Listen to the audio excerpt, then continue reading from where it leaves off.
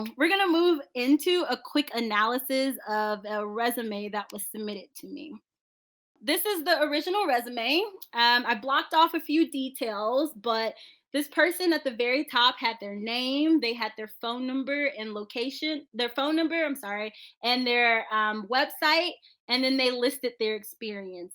So this is an example of all their experiences, their education, their skills, and their activities. So I'm going to talk through this a little bit. So this is a good example of someone who wanted to house all of their experience on one resume, which is good. You need a resume where you can put every single thing that you've ever done, but this is not one that you would want to submit. So if this particular person wants to move from medical assistant work into HR and recruiting type work. So a good thing for them to do is go through all of their experience and start to pull out roles that fit alongside that world of recruiting. So I'll quickly show you an example. I reformatted this resume. Um, and broke down a few of the sections. So at the top, I put Jane Doe, medical assistant. I put her email address, her phone number, and her LinkedIn profile. So it's hard when you're transitioning from worlds to include the actual title here.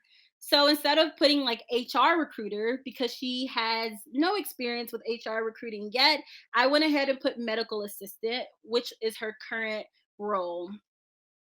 I added a summary section, and she had over 8 years of experience in the medical industry. So I made sure to highlight that. I said 8 years, 8+ years of experience in the medical industry, spearheading the communications efforts of clients, doctors, and specialists. So that's a good lead off sentence. Her next two sentences would need to be pulled from her relevant experience where she could show her impact on how she move the needle at the companies that she was working for.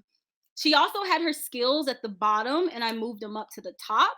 So she has experience in sales and team leadership and scheduling and patient client buy-in and softwares and product positioning. So those are all good skills for the healthcare industry and the medical industry. And I'll tell you in a bit why I decided to keep those there. I moved down to her relevant experience and pulled out bullet points. Like I put actual bullet points because before her experience was in paragraph form. So I started off with making sure that I had a summary of the work that she did, and I broke down some of the more important pieces of her experience that would line up with the role of a recruiter. Now, I would advise the resume owner to go in and do a little bit deeper digging to make sure that the bullet points also show action, impact, and results.